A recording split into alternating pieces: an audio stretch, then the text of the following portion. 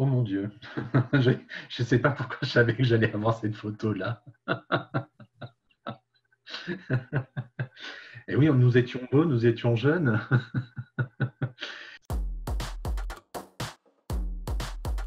Bonjour, je suis Olivier Corriez, je suis rédacteur en chef adjoint à LCI.fr, en charge des partenariats et des opérations spéciales. Et je suis un bébé de l'EDJ puisque j'ai intégré l'école il y a maintenant 30 ans. Je ne sais pas si j'ai choisi ce métier parce que c'était une envie dès l'adolescence, on va dire. Je suis un enfant de la télévision, j'ai grandi avec, j'ai toujours été passionné par ce média. Et quand, en grandissant, en mûrissant, je me suis dit, je vais faire journaliste. C'était très bien pour la télévision.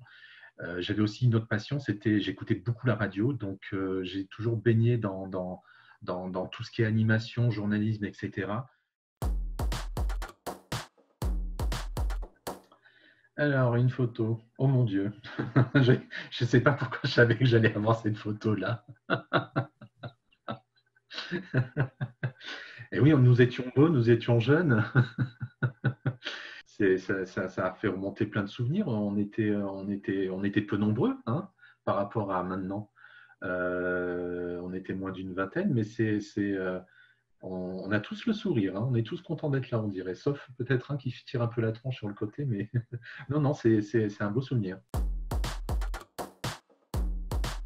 Alors oui, c'est un peu loin parce que 30 ans après, c'est franchement un peu loin, mais je me souviens de l'ambiance dans la salle principale qui était à Vallombrosa, et avec du mobilier moderne, un peu froid.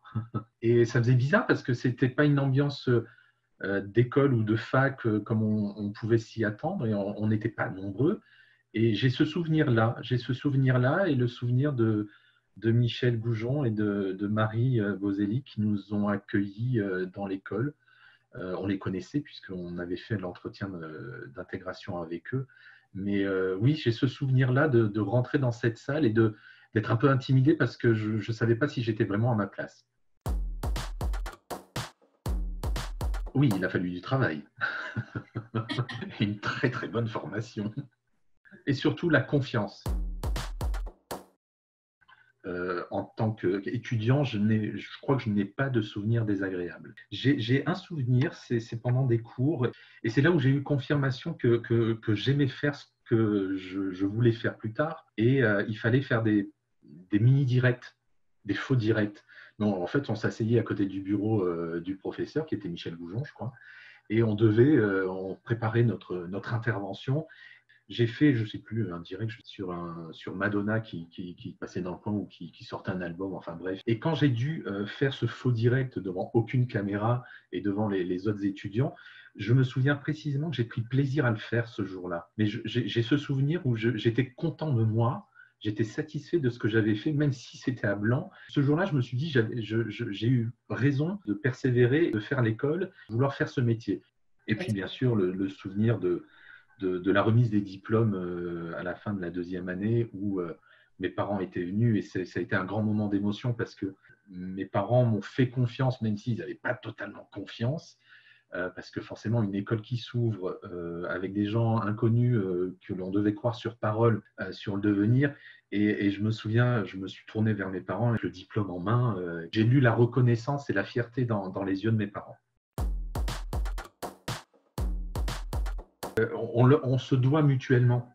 On se doit mutuellement. Moi, je leur dois mon parcours professionnel parce que si je n'avais pas fait cette école, je n'aurais pas fait mon premier stage à TF1. On prend le recul et on se dit, en 1990, avant d'intégrer l'école, on se dit, putain, je vais payer une école privée.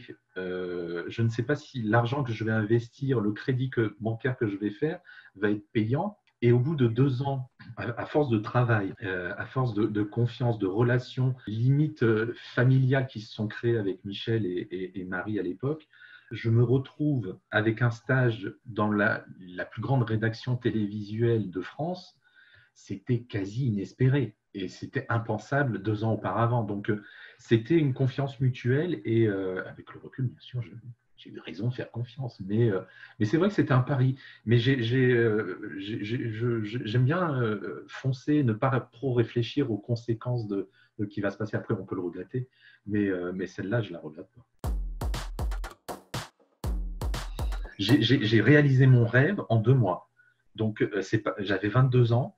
Je me retrouve mois d'août à Paris, à TF1, avec la pression, parce que non seulement je devais prouver que professionnellement j'avais de la valeur, mais je devais aussi prouver que l'école qui m'avait fait confiance et qui m'avait formé, qui n'était connue de personne, avait également de la valeur. Avec le recul, on s'aperçoit du double challenge. Sur le moment, on se dit, bon, c'est une opportunité pour moi, c'est une opportunité aussi pour l'école, et on a l'envie de bien faire. Je suis arrivé le 2 août 1992, le jour de la mort de Michel Berger, et j'ai été affecté au service culture. Donc, ça m'a mis tout de suite dans le bas à devoir appeler Françoise Hardy pour prendre sa réaction sur la mort de Michel Berger.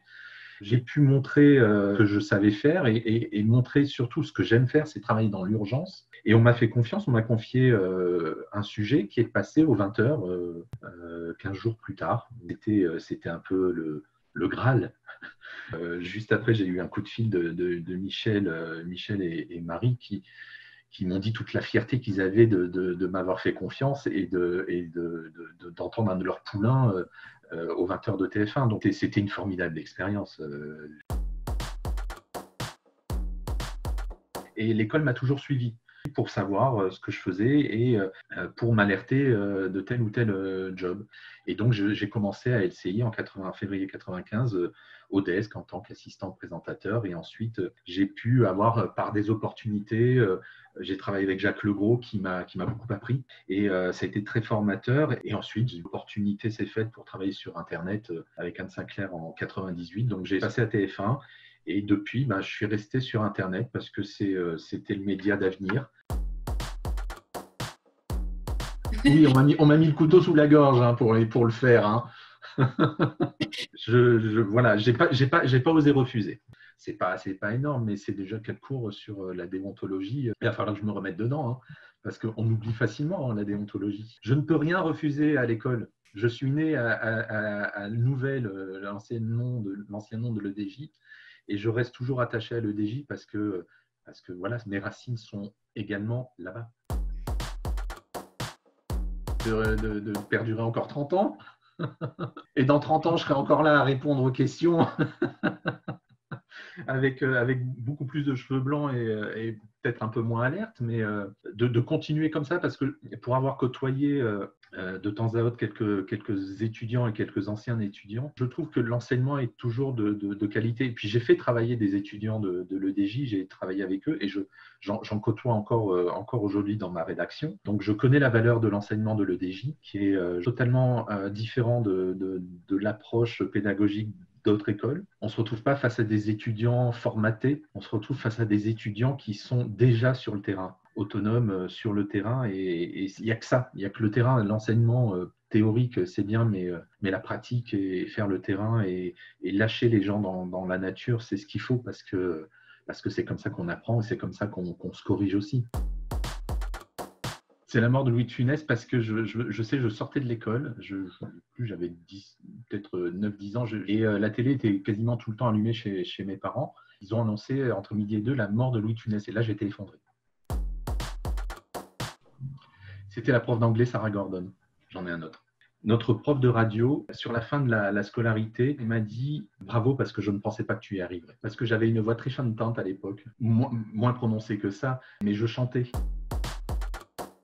Je pense que c'est un événement qui a marqué énormément de monde, c'est les attentats du 11 septembre, puisqu'on les a vécus à la rédaction de TF1 News à l'époque. On l'a vécu en direct, on avait LCI d'allumé, et d'un seul coup, on a vu l'antenne coupée, on a vu un avion filer sur une des tours du World Trade Center. Ça reste marquant, même si ce n'était pas mon domaine, ça reste une image très très forte. Michel Goujon. J'écoute France Info le matin, c'est un rituel. Pendant 1 heure, le temps de me préparer, le temps de prendre mon petit déjeuner. Et ensuite, je bascule sur des musicales pour changer un peu l'air. En comédie, c'est La Folie des Grandeurs, avec Louis de Funès, forcément. J'aime beaucoup Moulin Rouge. de Baz Luhrmann. Au nom du Père avec Daniel Day-Lewis. En fait, je n'ai pas honte de ce que je fais. Il faut assumer tout ce qu'on fait. Après, il y a des choses inavouables. Non, quel genre, je ne te dirai pas. Je suis très télé. Aucun des deux. Soirée Netflix. J'aime bien les deux parce que j'ai travaillé avec les deux à un moment dans ma carrière. Toute référence pour Gilles. Qui sont Qui est Hanouna?